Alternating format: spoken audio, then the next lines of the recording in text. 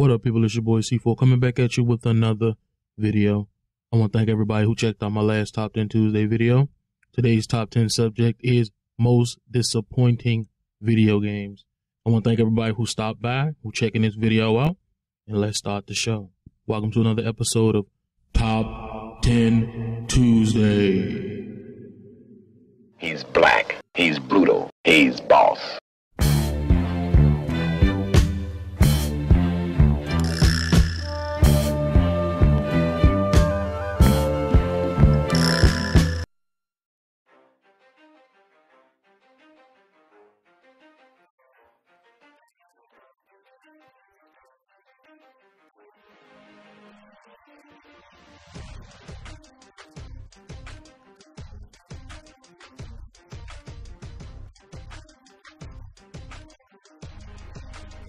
But with all the recommendations, it couldn't be bad, right? I was bored out of my mind playing this game. I spent the first hour killing some sort of wolf dogs, about a half an hour looting for guns, which my friends found to be so much fun, and another half an hour dying from overpowered enemies before I called it a quits and never touched the game again. Here we go again. I know that's what's running through your mind. A lot of people love this game. After seeing the 10 it got on IGN, I was on board the hype train too. When I got off work on release day, I went straight to GameStop and picked up this game. I went online, linked up with my cousin, and we marveled at how beautiful this game was. Then I actually played it, and I was beyond disappointed. After coming off a title as great as San Andreas, this title felt like a huge step back. There was no customization, the world felt alive, but there was nothing to do in it. Unless of course you fancy linking up with an annoying cousin or an annoying Jamaican and going for virtual drinks. I didn't care for the main character or anybody else for the most part, and the online was only fun for so long before it became a bore and began to feel like a chore.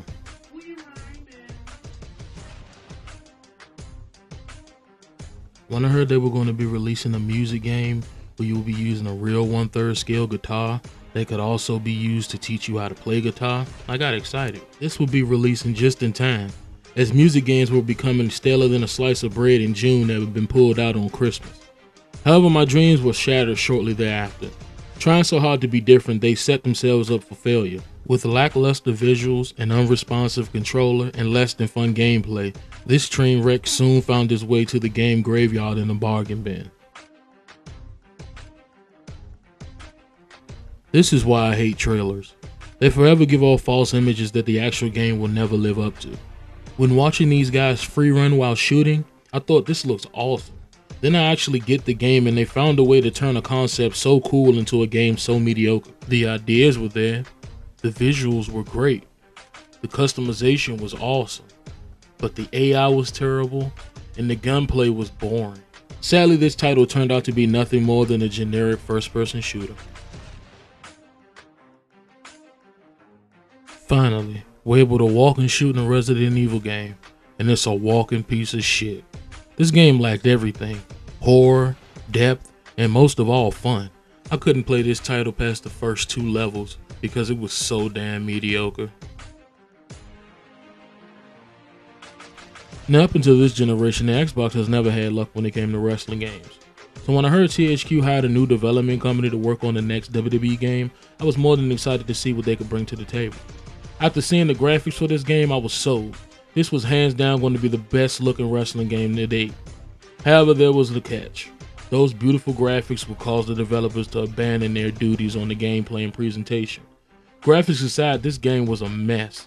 The character creation mode was lackluster, the controls were horrendous, and the animations were abysmal. Oh, and not to mention, they released this game without a working online feature. If you bought the game, you actually had to send it back to THQ in order to get a copy that would work online. This was truly a sad day in the wrestling game world, but look at that ass. Now, you all know I'm a fan of Michael Jackson, so it's needless to say I was excited to hear they were going to be making a Kinect game for him. It looked pretty sweet. They actually reflected you on stage, so I figured you'd be dancing alongside the King of Pop, but boy was I wrong. Not only do you not get a chance to dance with Michael Jackson, he isn't even in the damn game. How do you make a Michael Jackson game without Michael Jackson? With the amount of technology, I figured they'd at least make a CGI version of MJ to dance alongside with you on stage, but nope. It's just you and a generic dancer who has been multiplied a few times. Lame. Coming in at number 3 is NBA Live 06. This game is ranked this high on my most disappointing list because it's the basketball game that ushered in all basketball games for this generation. And sadly, it dropped the ball majorly.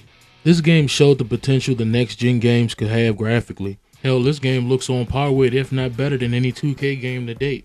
However, a lack of features, modes, poor animations, and sluggish gameplay sent this would-be next-gen gem straight to the gutter.